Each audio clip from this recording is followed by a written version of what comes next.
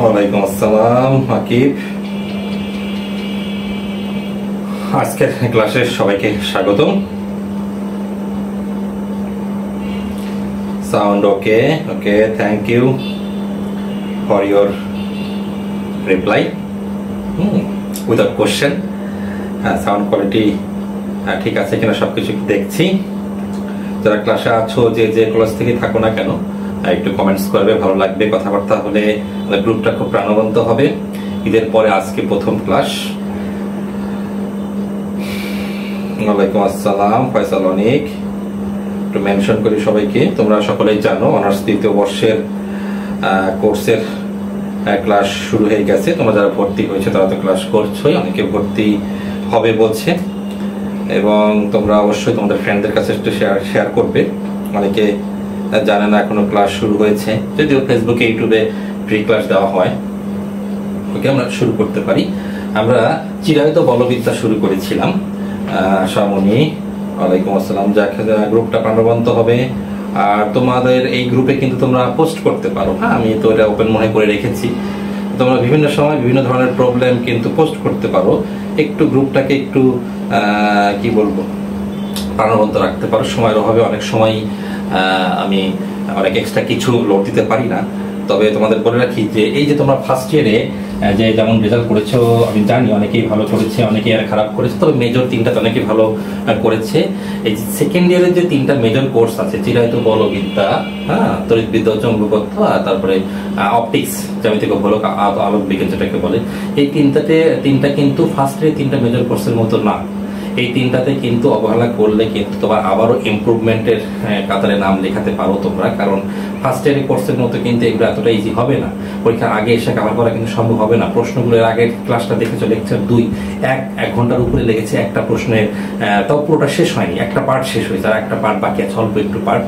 তো এগুলো কিন্তু আগের থেকে কভার করে না রাখলে কিন্তু পরীক্ষার 2 মাস 3 মাস আগে বা ফর্ম ফিল আপের পরে সম্ভব নয় পড়া। আমি আবারও বলছি, বিশেষ করে চিরায়ত বলবিদ্যা, অপটিক্স, এগুলোতে কিন্তু ফেল আসা খুব স্বাভাবিক ব্যাপার, আগেই বলে রাখতেছি।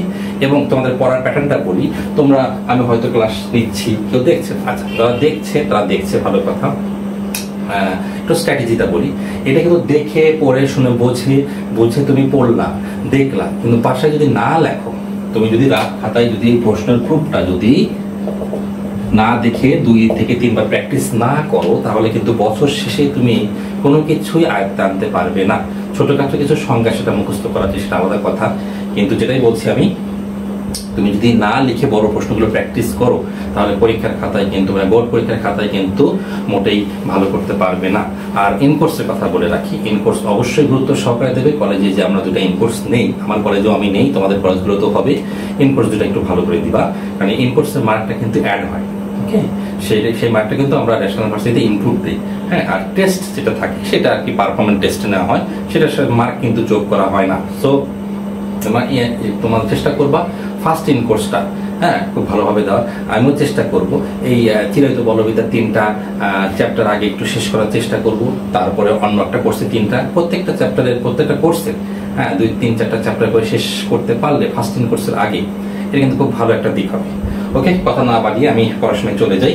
আর যেটা বললাম, লিখে প্র্যাকটিস করতে হবে। তুমি দেখলে ক্লাস বুঝলে ভালো কথা, খুব মাতব্বর হয়ে গেলে কিন্তু বাসায় বসে লিখলে না পরিপূর্ণ প্রশ্নটা, রাফ খাতায়, আর নোট করলে না, নোটও করবা, রাফ খাতাও লিখবা, তাছাড়া কিন্তু আসলে ভালো সিজিপিএ অর্জন করা সম্ভব নয়। ওকে, এর আগের দিন লেকচার 2তে আর কি, মানে যেটা আর কি প্রাথমিক নীতির যে প্রথম চ্যাপ্টার, এই চ্যাপ্টারের বিভিন্ন রাইটারের বইতে বিভিন্ন রকম আছে আর কি। এরপর দ্বিতীয় চ্যাপ্টার কিন্তু ল্যাগ্রাঞ্জিয়াসের সমীকরণ। কোন রাইটারের বুকে, মানে বইয়ে আর কি, ল্যাগ্রাঞ্জিয়াসের কিছু প্রমাণ আর কি এখানে দিয়ে দিয়েছে, হয়তো বা কোনটাতে দেয়। মানে 1 আর 2 চ্যাপ্টারটা, 1 এবং 2 অধ্যায়টা আর কি, চিরায়ত বলবিদ্যার 1 এবং 2 অধ্যায়টা খুব কাছাকাছি। ওকে, আমি শুরু করি। ওকে, নির্দেশনাগুলো অবশ্যই মাথায় মেনে চলবা। ওকে, ঠিক আছে।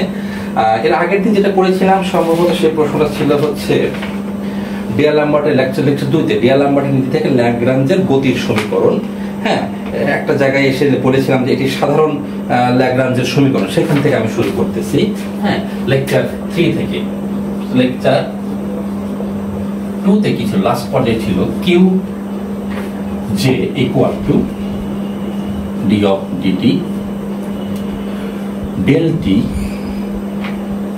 del q dot j minus del t del q j।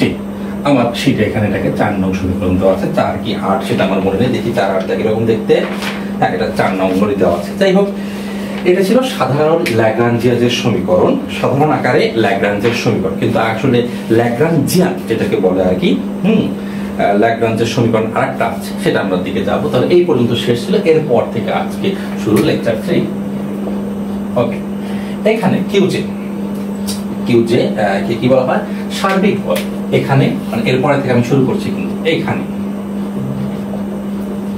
Q J equal to summation I cap f I। দেখো ফার্স্ট লেকচার মানে লেকচার 1 এ কিন্তু আমি এই সার্বিক বল কিগুলো কিন্তু দেখে দিয়েছিলাম।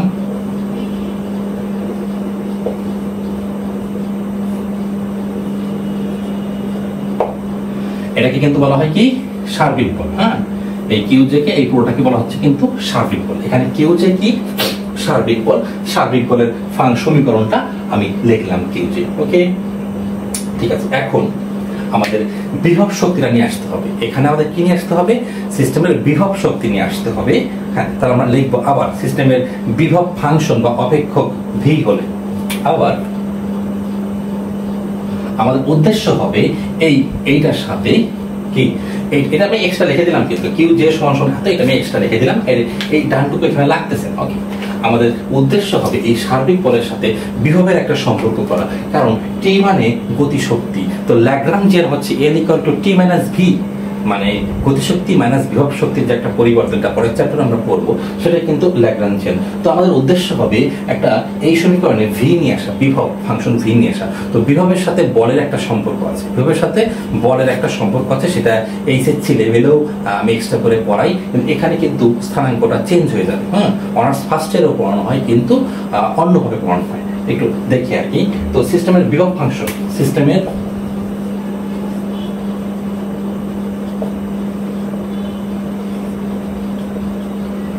বিভব ফাংশন, এখন বাংলায় কিন্তু বলা হয় ফাংশনকে বলা অপেক্ষক। বিভব ফাংশন কি, ভি, এবং সংরক্ষণশীল সিস্টেমের জন্য, সংরক্ষণশীল, দেখি লেখাটা বোর্ড কভার করছে কিনা ক্যামেরা। হ্যাঁ,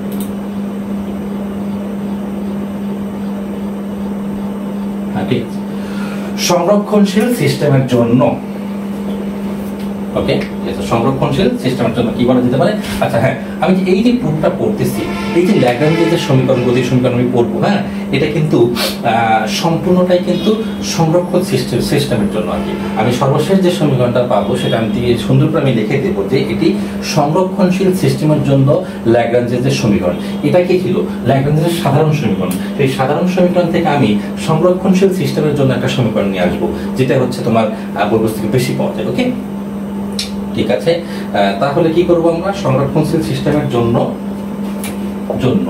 আমি যদি এইভাবে লিখি, দেখো কেউ বুঝবে না, এইভাবে লিখলে কেউ বুঝবে না যে কি লিখলাম। কিউ যে মানে বল কে বললাম হচ্ছে বল সমান সমান, এটা পার্শিয়াল ডিফারেন্সিয়েশন কার সাপেক্ষে, কিউ জে এর সাপেক্ষে। কারণ এখানে হচ্ছে আমরা যেমন ডিডিটি ইউজ করতাম আগে, এখানে সময়ের সাপেক্ষে, এখন আমাদের কিন্তু সার্বিক স্থানাঙ্ক ব্যবস্থা হচ্ছে কি, কিউজে, এই জন্য আমরা এটা ইউজ করতেছি। তাহলে বিভবকে ডিফারেন্সিয়েট করলে বল পাওয়া যায়, হ্যাঁ পাওয়া যায়। তোমাদের এইচএসসি লেভেলে বা অনার্স ফার্স্ট ইয়ারে জানার কথা ছিল, বিশেষ করে এইচএসসি লেভেলে কিন্তু আমরা অনেক এক্সট্রা কিছু পড়াই, আমি নিজে ব্যক্তিগতভাবে পড়াই। অনার্স ফার্স্ট ইয়ারে কি পড়াই, যেটা সিলেবাস আছে সেটাই, কিন্তু এইচএসসি লেভেলটাতে কিন্তু অনেক এক্সট্রা কিছু পড়ানো হয়, যেটা অনার্স থার্ড ইয়ারেও আছে। যেমন এই যে একটা সম্পর্ক, আচ্ছা এই আইডিয়া এটা কয়জন জানে, একটা মাইনাস থাকে, এটা কাজ সমতা কাজ শক্তি ক্ষমতা চ্যাপ্টার, এইচএসসি লেভেলের কাজ ক্ষমতা শক্তি চ্যাপ্টারে এটা দিয়ে অনেক অঙ্ক করা যায়। বিভবের সাথে বলের সম্পর্ক, বলকে যদি বিভবকে যদি আমরা গ্রেডিয়েন্ট করি তাহলে কি পাওয়া যাবে, সংরক্ষণশীল সিস্টেমের বল সাথে একটা ঋণাত্মক চিহ্ন। ওই সিস্টেম এটা থেকে এটা কিন্তু লেখা যায়, এদিকে বল ভেক্টর আর বিভব অবশ্যই স্কেলার। তাহলে দেখো এখান থেকে যদি লেখা যায় এফ এর বদলে এখানে কি ওইখানে ছিল বল, এখানে কি সার্বিক বল। ওকে, এখানে ডেলটা ছিল, এটা হচ্ছে কি গ্রেডিয়েন্ট ন্যাবলা, এটা তিনটা অক্ষের সাপেক্ষে ডিফারেন্সিয়েট, আর এখানে কি পার্শিয়াল ডিফারেন্সিয়েট, কারণ সার্বিক স্থানাঙ্ক ব্যবস্থা এখানে কোনটা নিয়েছো, একটা নিয়েছো কিউ জে, কি কিউ জে। তাহলে দেখো এটার সাথে কিন্তু এটা সিমিলার আছে। আমি এই জ্ঞানটা আগে, এই নলেজটা আগে দিয়ে দিলাম, এটাতে থেকে তুমি এটা লিখতে পারবা। ওকে, তাহলে এখন কি করা যেতে পারে? তাহলে দেখো এই জিনিসটা যদি এখানে পুট করে দাও, এই জিনিসটা যদি এখানে বসিয়ে দাও, তাহলে কিন্তু সমীকরণে একটা বিভব চলে আসতেছে। তার মানে এই সাধারণ সমীকরণে বিভব নিয়ে আসার একটাই ওয়ে আছে, সার্বিক বল, কারণ বলের সাথে বিভবের সম্পর্ক রয়েছে। তাহলে এই মান 4 নং এ বসিয়ে পাই। ঠিক আছে, এই মান 4 নং এ বসিয়ে পাই। বসিয়ে দিই, আমি এটা মুছে দিলাম। মান 4 নং এ বসালে কি আসতেছে? 4 নং এ বসালে যা আসতেছে, ডি অফ, আমি এই পাশটাকে আগে লিখলাম, D of DT del T del Q J dot minus del T del Q J equal to minus del V del Q J. Clear? এরপরের লাইনে তুমি এটাকে লেফট সাইডে নিয়ে আসো। এটা লেফট সাইডে নিয়ে আসলে কি আসতেছে, এখানে জাস্ট প্লাস হয়ে শূন্য হয়ে যাচ্ছে। ওকে, এরপরের লাইনে ডি অফ ডিটি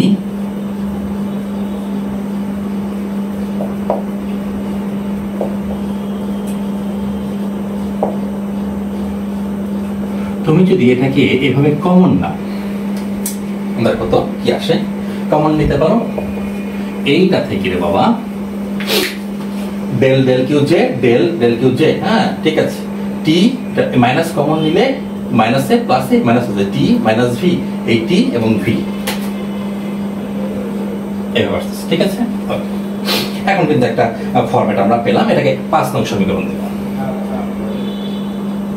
যদিও না দিলেই হয়, আমি এক লাইনেই কিন্তু আমি সবকিছু আসল জিনিসটা প্রমাণ করে দিতে পারি। এরপরে হঠাৎ করে একটা লাইন লিখলে কিন্তু প্রমাণ হয়ে যাবে, কিন্তু আমি একটু বুঝিয়ে বলবো। হ্যাঁ, সার্বিক স্থানাঙ্ক ব্যবস্থা, কি বললাম, সার্বিক স্থানাঙ্ক ব্যবস্থা, সার্বিক বেগ, যেটাই বলি না কেন, বিভব ভি,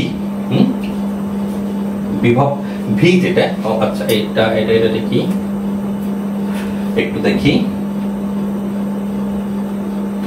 আচ্ছা ডেল ডেল টি বিভব ভি সার্বিক বেগ, ঠিক আছে, ডেল ডেল, ঠিক আছে। ওকে, টি মাইনাস ভি, ওকে ওকে ওকে, ঠিক আছে। এখন এই যে এই বিভবটা আমি নিয়েছিলাম কার জন্য, Q of J. Q of J হচ্ছে একটা বল, এটা কিন্তু সংরক্ষণশীল সিস্টেমের জন্য। আচ্ছা, সংরক্ষণশীল সিস্টেমের জন্য বিভব ফাংশন, আবার বলছি, সংরক্ষণশীল সিস্টেমের জন্য বিভব ফাংশন সার্বিক স্থানাঙ্ক ব্যবস্থা বা সার্বিক বেগ, এখানে দেখো সার্বিক স্থানাঙ্ক ব্যবস্থা কি আছে, কিউ জে। হ্যাঁ, এটার উপর নির্ভর করে না, এটার উপর নির্ভর করে না। একটু আবার একটু বলি, এই যে আমি বলবো যে কিউ জে, এটা একদম কিন্তু সরল। আচ্ছা, Q J dot, sorry dot, এটা কি সার্বিক বেগ। আচ্ছা, এখন আমি পরের লাইন লিখি, তারপর তোমাকে বোঝাচ্ছি। দেখো আমি যদি এটা এইভাবে লিখি,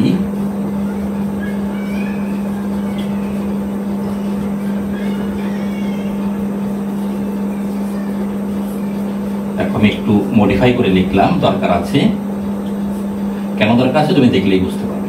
এখানে টি মাইনাস ভি আছে, বাবা এখানে কি আছে, শুধু টি আছে, তো আমি মিলিয়ে দিলাম, দরকার আছে। এখন মিলিয়ে দিলে কি হচ্ছে, এটা হচ্ছে ডট। কেন মিলিয়ে দেব না, সেটা হচ্ছে বড় একটা প্রশ্ন। কেন মিলিয়ে দিলাম, এখানে মাইনাস ভি, টি এর জায়গায় মাইনাস ভি, তাতে কোনো পরিবর্তন হলো না? পরিবর্তন হলো না, কারণ তুমি সরাসরি লিখে দিবে, একটা কারণ লিখে দিবা, তুমি লিখে রাখো যে মানে কি বলবো, বিভব ফাংশন ভি এর সাথে সার্বিক বেগের কোনো সম্পর্ক নেই। হ্যাঁ, বা বিভবের উপর সার্বিক বেগ নির্ভর করে না। সার্বিক স্থানাঙ্ক ব্যবস্থার সার্বিক বেগ বিভব ভি এর উপর নির্ভর করে না। এইখানে দেখো, এই রাশিটা আমি আলাদা করে তোমাকে দেখিয়ে দিচ্ছি।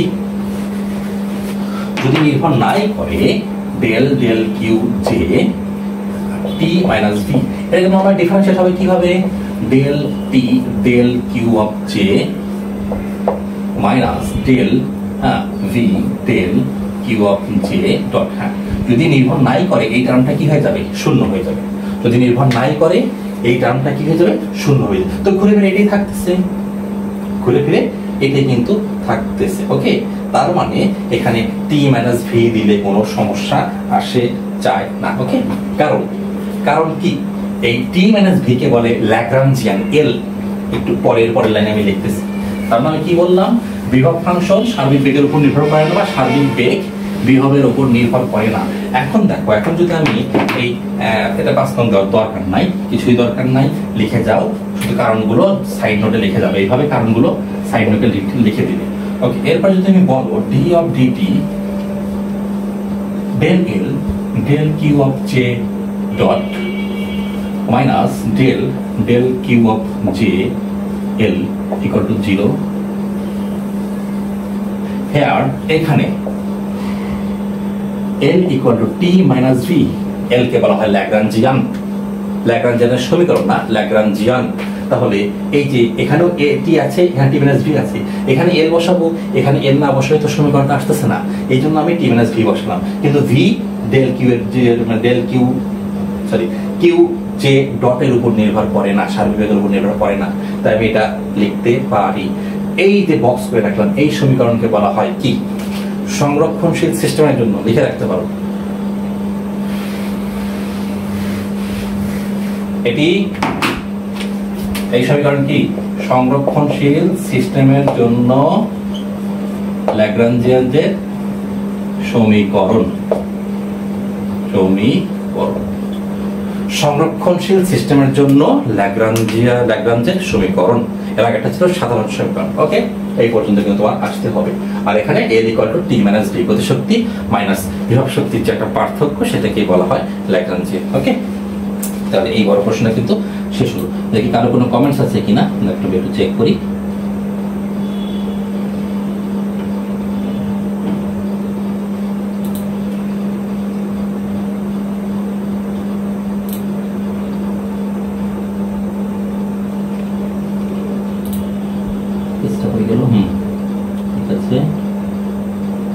ওকে, ঠিক আছে, আশা করি।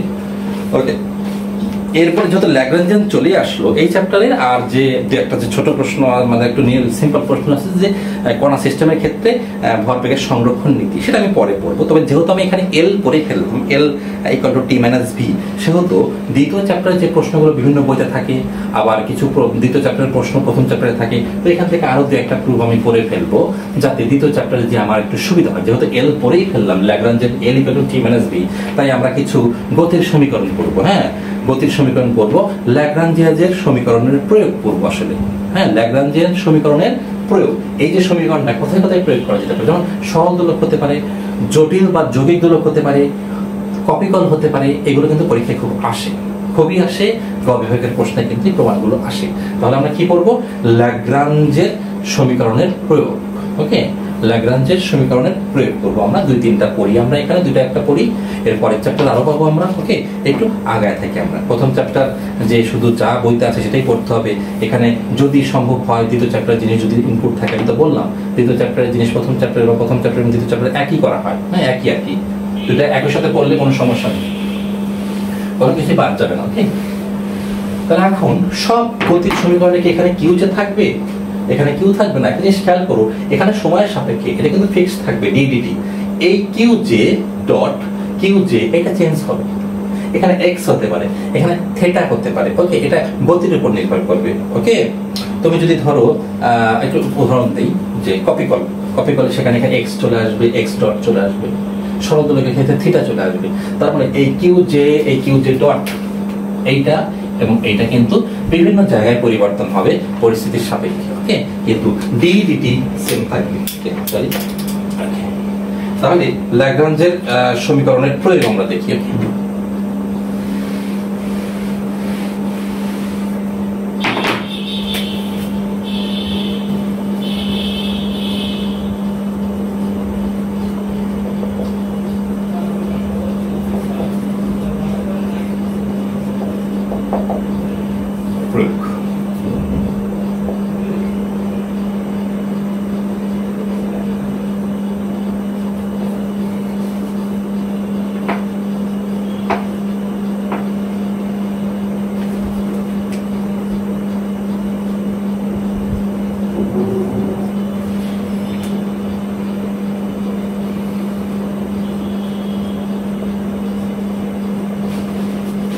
ত্বরণের সমীকরণ বা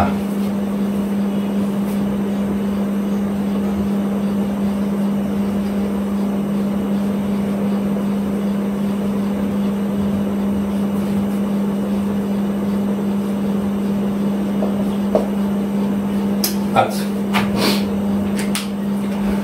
কপিকল বা ইংরেজিতে অ্যাটুড বল বা অটুট যাই হোক না কেন, অটুট মেশিন কি? এই যন্ত্রের ত্বরণের সমীকরণ যে কথা, এই যন্ত্রের ল্যাগ্রাঞ্জের সমীকরণ একই কথা প্রতিষ্ঠা করে। এরকম একটা প্রশ্ন কিন্তু অনেকবার আসতে দেখা গেছে, পড়তেই হবে। ওকে ওকে সৌরভ, হ্যাঁ ক্লাসে উপস্থিত থাকলে কমেন্টস করলে একটু ভালো লাগে, তোমরা অবশ্যই একটু কথাবার্তা বলবে। আমি তো বললাম গ্রুপে তোমরা অ্যাক্টিভ থাকতে পারো, গ্রুপে তোমরা কিছু পোস্ট করতে পারো। ওকে আচ্ছা, অ্যাটুড মেশিন কি বা কপিকল কি বা পুলি? কপিকল, পুলি বা অ্যাটুড মেশিন সবই ওই যে রাস্তাঘাটে তোমরা দেখেছো না, যে এরকম এক পাশ থেকে টানতেছে একটা চাকতির উপরে, হ্যাঁ বিভিন্ন জিনিস উত্তোলন করতেছে। কনস্ট্রাকশন কাজে দেখা যায় যে হ্যাঁ এরকম এরকম একটা গোল চাকা থাকে। ওকে, এর এক পাশে একটা ভরের বস্তু দেওয়া হয়েছে, আর এক পাশে একটা ভরের বস্তু দেওয়া হয়েছে। এটাকে বললাম M1, এটাকে বললাম M2। মসৃণ পুলি যেটাকে বলে, একদিকে টান্না আর একদিকে তোলা হয় আর কি। এটা বস্তু মানে ভারী বস্তু উত্তোলনের জন্য এই সিস্টেমটা ব্যবহার করা হয় আর কি। একের অধিক পুলি কিন্তু অনেক জায়গায় থাকে, যাতে অল্প বল প্রয়োগ করে কিন্তু বস্তুগুলো উত্তোলন করা যায়। এই যে একটা রশি বা দড়ির সাহায্যে বেঁধে দেওয়া হয়েছে আর কি, হ্যাঁ দড়ির সাহায্যে বেঁধে দেওয়া হয়েছে। আর এই যন্ত্রটা কি সংজ্ঞা যদি বলতে চাও, যন্ত্রটা কি, অ্যাটুড মেশিন কি, তুমি সংজ্ঞা দেবে কি? দুটি ভিন্ন ভরের বস্তু, M1 M2 দুটি ভিন্ন ভরের বস্তু, হ্যাঁ ভরহীন তারের। এই যে তুমি তারটা নিয়েছো, যদিও ভরহীন তার সম্পূর্ণ নয়, কিন্তু ফিজিক্সের অনেক কিছুই আমাদের কল্পনা করে নিতে হবে আর কি। এই যে তারটা আমরা ইউজ করেছি, যে তারের দুই প্রান্তে আমি এক দুটো বস্তু ঝুলিয়েছি, এই সব ক্যালকুলেশনে তারের ভরটা নগণ্য চিন্তা করে, তার মানে এই তারের ভরটা নগণ্য। হ্যাঁ, তাহলে ভরহীন তারের দুই প্রান্তে দুটা ভিন্ন ভরের বস্তু যদি সংযুক্ত করা হয় এবং অবাধে গতিশীল হয় আর কি, হ্যাঁ ছেড়ে দিলে কিন্তু একদিকে পড়ে যাবে, যেটা ভারী সেদিকে পড়ে যাবে। এই যন্ত্রটাকে বলা হয় হচ্ছে অ্যাটুড মেশিন বা কপিকল বা পুলি। ওকে, কপিকল, পুলি বা অ্যাটুড যন্ত্র। ওকে, এই সংজ্ঞা নেই কোনো মাথা ব্যথা নেই, এটা সবাই পারবে। এর ত্বরণের সমীকরণ, এর ত্বরণের সমীকরণের জন্য লাগবে আমাদের সরণ বা দূরত্ব বিষয়টা করতে হবে। এই যে আমাদের যে পুরো তারের দৈর্ঘ্য, হ্যাঁ বা রশির দৈর্ঘ্য, এটাকে ধরে নিতে হবে L ধরে নিলাম। এই পুরোটার দৈর্ঘ্য কি বললাম? L। তাহলে তারের বা রশির দৈর্ঘ্য কি সমান সমান L। আচ্ছা, এইখান থেকে যদি এটুকু দৈর্ঘ্য x হয় রে বাবা, এটুকু কত? L minus x। এইটুকু যদি ঝুলে থাকে x পরিমাণ, আর বাকি যে অংশটুকু ঝুলে আছে সেটা কি L মাইনাস x। ওকে, এই যে x x x দেখো, যেটা ভারী সেটা নিচ দিক নেমে যাবে আর একটা হালকার উপর দিকে উঠবে। তাহলে পরিবর্তন হবে কি L নাকি x? x। এটা ছোট হয়ে গেলে এটা বড় হয়ে যাবে, এটা ছোট হয়ে গেলে এটা বড় হয়ে যাবে, এরকম একটা সিস্টেম। ওকে, একদিকে ছোট হবে একদিকে বড় হবে। তাহলে এখানে পরিবর্তনটা কি হচ্ছে? x। তাহলে সার্বিক স্থানাঙ্ক হিসেবে কাকে ধরা হবে? x কে। আমি কিন্তু বোঝাতে পারতেছি কি আমি জানি না, হয়তো অবশ্যই বোঝাতে পারতেছি, কারণ যেটা পরিবর্তন হবে সেটাই সার্বিক স্থানাঙ্ক। তাহলে এখানে ওই যে ল্যাগ্রাঞ্জের সমীকরণে যে ছিল qj ডট qj, এখন আসবে হচ্ছে xj ডট বা x x x dot x x dot. এখানে যে দিতেই হবে এমন কোনো কথা নাই, যে তম কণা, একটা কণা থাকলে যে এর মান 1। ওকে, ঠিক আছে। তাহলে এই তুমি জিনিসগুলো ধরে নিবা, এভাবে স্থিতিতে ধরে নিলে হচ্ছে। এরপরে আমাদের আসতে হবে বিভব শক্তি। কি শক্তি রে বাবা? বিভব শক্তি। কি কার কি অবস্থা? ঠিক আছে, বিভব শক্তি আমি একটু দেখি। তাহলে বিভব শক্তি কি বলবো? এই সিস্টেমের বা যন্ত্রের বিভব শক্তি, এটা কত রে বাবা? এটা হচ্ছে মাইনাস m1 gx। এটার কত? Minus m2 g l minus x। দুটো যোগ, দুটো তো মাইনাস, তাই না? ভবিষ্যতে উপরের দিকে যেহেতু এটা minus m2 g l x minus m1 gx এটাকে যোগ করলে এটাই হচ্ছে। ওকে, এরপর আসতেছে আমাদের গতিশক্তি। গতিশক্তি কি equal to half M V square, equal to half M V square. গতিশক্তি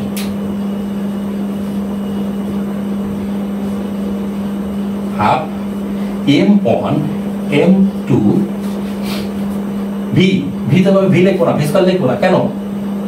x হচ্ছে যদি সরণ হয় x ডট কি সার্বিক স্থানাঙ্ক অবস্থা x ডট x। সুন্দর করে পুরোটা একটু বড় করে দিও যাতে চোখে পড়ে না, মিস না। ওকে, এখন আমাদের কি করতে হবে? অর্থাৎ ল্যাগ্রাঞ্জিয়ান আর ল্যাগ্রাঞ্জের সমীকরণ কিন্তু এক নয়। Lagrangian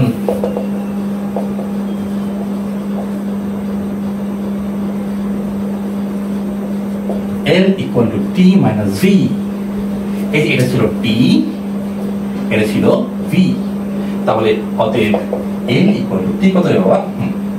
half m1 m2 x dot square minus এই সব প্লাস হয়ে যাবে, যদি এখানে মাইনাস আছে মাইনাসে প্লাসে মাইনাসে মাইনাসে প্লাস হয়ে যাবে, plus m1 gx plus m2 g l minus x।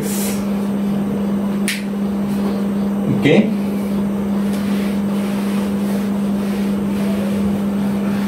ঠিক আছে। এখন আমার আসলে বিশেষ কিছু করার নেই, এখন যা আছে তাই। এখন আমাদের এলটা তো বের হয়ে গেছে, এখন এটা থাকলো, এটাকে সমীকরণ নম্বর দিলেও তা না দিলেও তা। এখন আমাদের বের করতে হবে ডেল এক্স এল। কেন? ওই যে মনে করো আমাদের সমীকরণ কি ছিল? ডি ডিটি অফ ল্যাগ্রাঞ্জের যে সমীকরণ del L del x dot minus del L del x equal to 0। এটা কিন্তু ল্যাগ্রাঞ্জের সমীকরণ। আমরা এই পথে আগাচ্ছি। এখানে কিউ জে ছিল, এখানে আসছে কিউ, এখানে কিউ জে ডট ছিল, এখানে আসছে এক্স ডট। আমরা এই দিকে আগাচ্ছি, তো আমরা এটা বের করে নিচ্ছি। হ্যাঁ, এটা বের করে নেব ডেল ডেল এক্স এর সাপেক্ষে একবার, এক্স ডটের সাপেক্ষে একবার, এক্স ডটের সাপেক্ষে একবার। কি হচ্ছে? এই রাশিটাকে পুরোটাকে এক্স এর সাপেক্ষে পার্শিয়াল ডিফারেন্সিয়েট করব, মানে যেখানে এক্স আছে এইখানে কি এক্স আছে রে? নাই। তাহলে এই ফার্স্ট টার্মে কাজ করে কি করবে? শূন্য, half m1 m2 x dot square. হ্যাঁ, এখানে কাজ করতে হবে x এর উপরে, তো পার্শিয়াল ডিফারেন্সিয়েশন খুঁজবে কি? এই x খুঁজে কোথায় x আছে, কোথায় x আছে? এখানে আছে। তাহলে এখানে কাজ করবে, এখানে কাজ করে কি উৎপন্ন করবে? m1 g x এর উপর কাজ করলে কত হবে? 1। কেন? ডেল x কত? 1। ওকে, তাহলে m1 g প্লাস এখানে কাজ করে কত উৎপন্ন করবে? এখানে তো দুইটা রাশি আছে। হ্যাঁ, কি আছে? m2gl minus m2gx। এখানে কাজ করে শূন্য উৎপন্ন করবে। এই ফার্স্ট রাশিটাকে কি উৎপন্ন করবে? শূন্য, কারণ এখানে m ধ্রুবক, g ধ্রুবক, l তো অবশ্যই ধ্রুবক। ওকে, তাহলে শূন্য, তারপরেটা মাইনাস হবে, কিন্তু তারপরটা কি হবে? এই প্লাসে মাইনাসে মাইনাস, তারপরটা কি হবে? m2gx, m2gx এর উপর কাজ করলে কত উৎপন্ন হবে? 1। তাহলে কিন্তু ফাইনালি কি আসতেছে? এখানে m1 minus m2 simply g যদি কমন নাও, ঠিক আছে? তাহলে এই টার্মটা কত আসলো আমাদের? এইটা আসলো। ওকে, আবার del L del x dot এইটা করব ব্র্যাকেটে টু। দেখি কি অবস্থা। ঠিক আছে, কি আসছে তাহলে? তাহলে দেখো এই যে এই সমীকরণটা আবার কাজ করতে হবে, এটা এখানে আবার কাজ করতেছে, কারণ এক্স ডটের সাপেক্ষে। তাহলে এইটুকু কোনো মানেই আসে না, এইটুকু পুরো বাদ। এখানে এক্স ডট নেই, এক্স ডট কোথায় আছে? এইখানে আছে। তো তার আগে কি আছে? যেগুলো আছে সেগুলো ধ্রুবক লিখে নেই, হাফ m1 m2 লিখে দিলাম। ওকে, তারপরে এইটুকুর উপর কাজ করবে এক্স ডট, তার মানে 2x ডট 2x এর x স্কয়ারের উপর কাজ করলে কি হয়? 2x। তাহলে x ডটের উপর স্কয়ারের উপর কাজ করলে x ডট স্কয়ারের উপর কাজ করলে 2x। ওকে, তাই 2 টু ক্রস, তাহলে m1 প্লাস m2 টাইমস মানে গুণন x ডট। ওকে,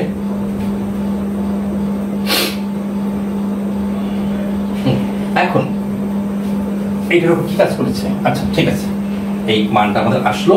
এখানে তুমি সমীকরণ, এটাকে তুমি 1, এটাকে তুমি 2 দিয়ে রাখো তোমার সুবিধার জন্য, আমার লাগবে না, তোমার লাগবে। অতএব ল্যাগ্রাঞ্জের সমীকরণ, অতএব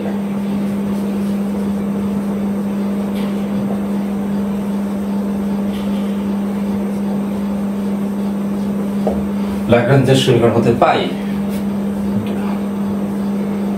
d dt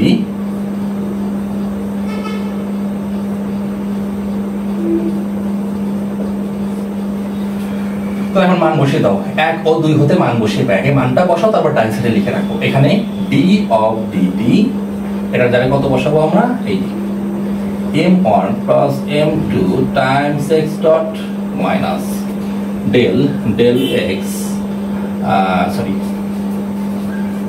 এই প্রোটার বদলে আমরা এই মানটা বসাবো। হ্যাঁ, 1 নং, এই যে 1 নং এর কি ছিল? m1 minus m2 g equal to 0।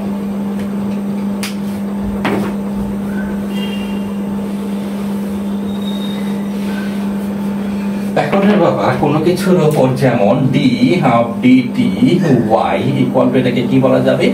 y1। আমরা এরকম শিখেছি, এই এসএসসি লেভেলে আমরা শিখেছি। হ্যাঁ, y1। তো এখন শিখবো এই y এর উপর যদি একবার ডিফারেন্সিয়েট হয়, এটা বলে ডট। আচ্ছা, এখন যদি এইখানে ডট থাকতো, তাহলে যদি এটাকে কাজ করে ডিফারেন্সিয়েট করা যায়, তাহলে এখানে কয়টা ডট হবে? 2টা। তার মানে এই y এর উপরে 2বার ডিফারেন্সিয়েট হচ্ছে। তাহলে এখানে এটা তো ধ্রুবক, তাহলে m1 plus m2 x এর উপর ডিফারেন্সিয়েট করলে কি হবে? x double dot, x double dot মানে ত্বরণ, কি x ডাবল ডট মানে ত্বরণ কিন্তু, okay, minus m1 m2 g equal to 0। এখন যদি ল্যাগ্রাঞ্জের সমীকরণ বলে যে কি বলবো আমরা, কি করতেছি? হ্যাঁ, সরল, এটা কি অ্যাটোড যন্ত্র, অ্যাটোড মেশিন। তো অ্যাটোড মেশিনে যদি ল্যাগ্রাঞ্জের সমীকরণ বলে, এটাই লিখে দিলে শেষ, এটাই হয়ে গেল, এটাই ল্যাগ্রাঞ্জের সমীকরণ। যদি বলে ত্বরণের সমীকরণ, তাহলে কিন্তু এটাকে লেফট সাইডে রেখে সব ডান পাশে দিতে হবে। খেয়াল রাখো কোনটা কখন চেয়েছে। ফিনিশিং এ যে কিন্তু আন্দাজে বসাই দিও না যে এটা ত্বরণের সমীকরণ, না, এটা ত্বরণের সমীকরণ, এটা ল্যাগ্রাঞ্জের সমীকরণ। ত্বরণের সমীকরণ চাইলে তোমাকে কি করতে হবে? সাইড চেঞ্জ করতে হবে। ওকে, সাইড চেঞ্জ করে x ডট এই পাশে রাখলা, সব ওই পাশে দিয়ে দাও। আচ্ছা, পরে এটা ওই পাশে দিলে কি হয়ে যাচ্ছে? এরকম, ওই পাশে গেলে প্লাস হয়ে যাচ্ছে। ওকে, x ডট কে এই পাশে, ডাবল ডট কে এই পাশে রাখলা, ওটা চলে গেল m1 minus m2 m1 plus m2। ওকে, এখানে কি থাকতেছে? এই পাশে থাকতেছে g। ওকে, শুধু g, শেষ। এটা হচ্ছে ত্বরণের সমীকরণ। এখন কোনটা চেয়েছে সেই অনুযায়ী তুমি आंसर করবে। ওকে, একই জিনিস, ফিনিশিংটা যদি চেয়েছে ত্বরণ, তুমি দিয়ে রাখলা, এটা লিখে দিলে এটাই ত্বরণের সমীকরণ। তাহলে স্যার মাইন্ড করে কিন্তু খাতা দেখার সময় কিন্তু নাম্বার কাটতেই পারে। হ্যাঁ, তার মানে বোঝা যাবে তুমি দেখে দেখে লিখেছো, কিন্তু না বুঝে লিখেছো। ওকে, এগুলোর জন্য কিন্তু নাম্বার কাটা হয়েই থাকে। কারণ তোমাকে চেয়েছে ত্বরণের সমীকরণ, সেটা তুমি এক লাইনে ফিনিশ করতে তো পারলো না, পারছো না, তাহলে অবশ্যই নাম্বার কাটা যাবে। ওকে,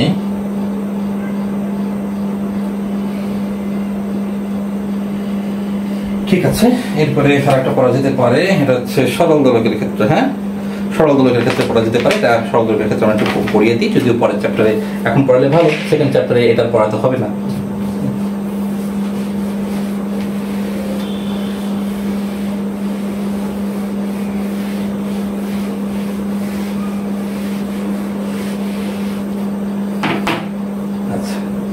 তাহলে সরল দোলকের ক্ষেত্রে জন্য ল্যাগ্রাঞ্জের সমীকরণ স্থাপন করো, তার ল্যাগ্রাঞ্জের গতির সমীকরণ বের করো, যাই বলেন এখানে একই কথা। প্রশ্নটা লেখো।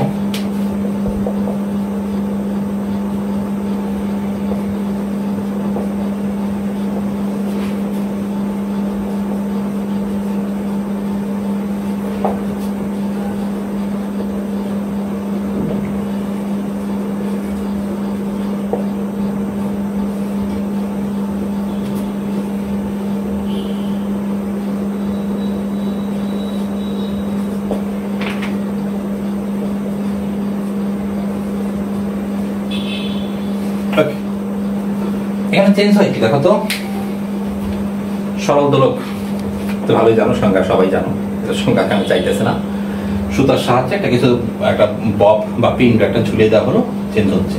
চেঞ্জ হবে কিন্তু অ্যাঙ্গেল, হ্যাঁ, তুলতে তুলতে আস্তে আস্তে আস্তে আস্তে কমে আসবে, তাহলে কিন্তু অ্যাঙ্গেলের কম বেশি হবে। কি হবে?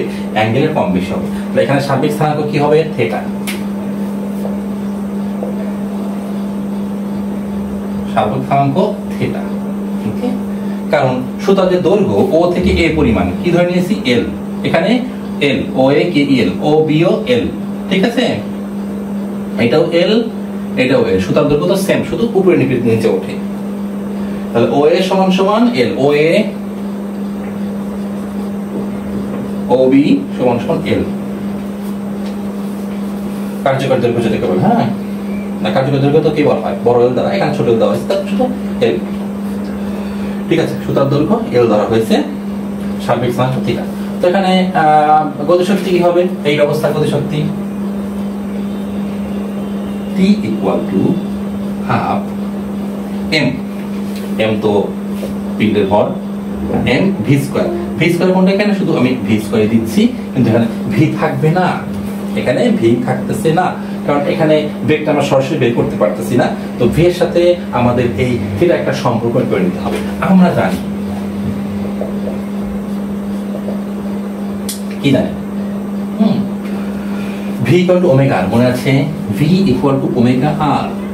তো ওমেগার বদলে আমরা লিখব এখন থিটা ডট, কারণ ওমেগা সমান সমান ডি থিটা ডিটি।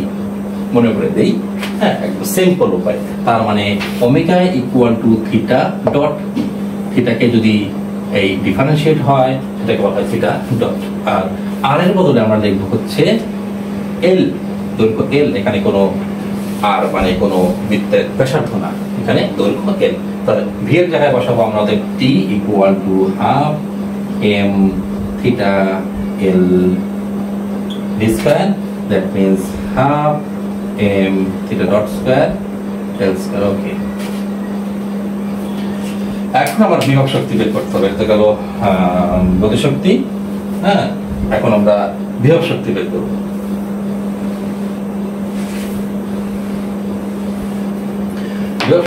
mgh, সরল দোলকটি দুলে এখানে উঠেছে, তাহলে উচ্চতার কত পরিবর্তন হয়েছে? এখান থেকে এইটুকু উচ্চতা AC, উচ্চতা কি? AC, অর্থাৎ বিভব শক্তি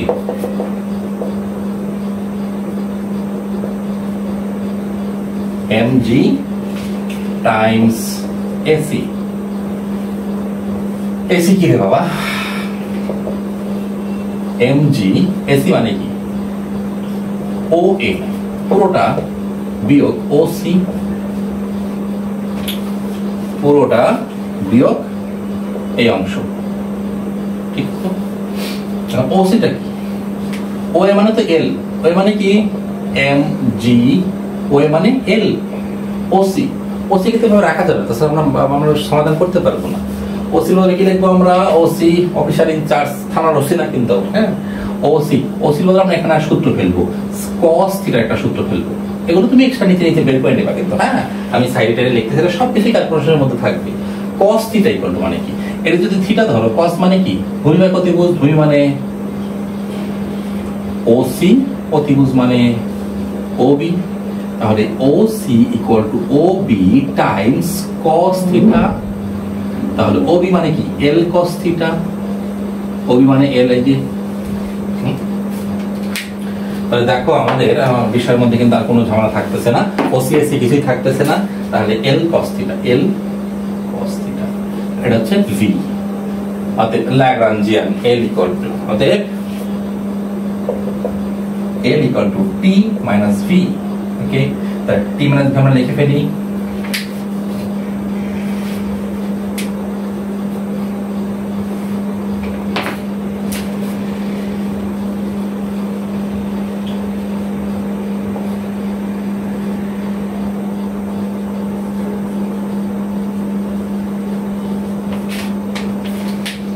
এরপরে কি করতে হবে? আগের মতো, আগেরটা যা করেছে এখানে তাই করতে হবে।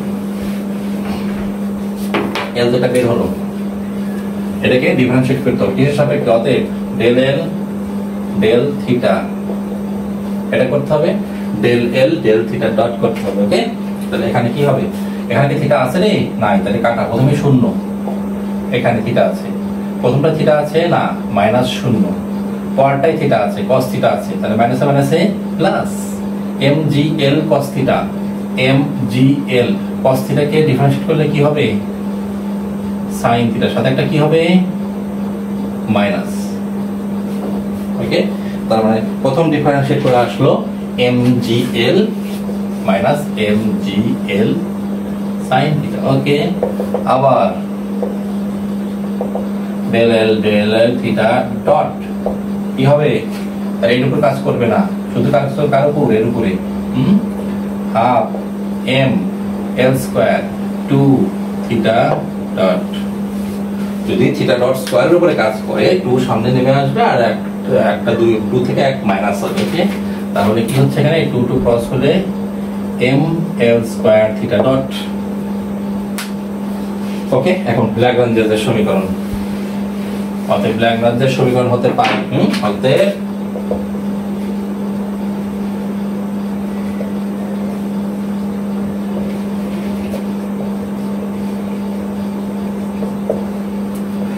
d dt of del l del theta dot minus del l del theta equal to 0। Simply বসিয়ে দাও, কি আসতেছে? এই d dt of m l square theta dot minus, যেটা মাইনাস আছে এটা মাইনাস হবে, plus m g l sin theta equal to 0। ওকে, যেহেতু ডিডিটি দিয়ে ডিডিটি আছে, তাহলে সেটা থিটা ডটের উপর কাজ করে কিন্তু ডাবল ডট হতে পারে।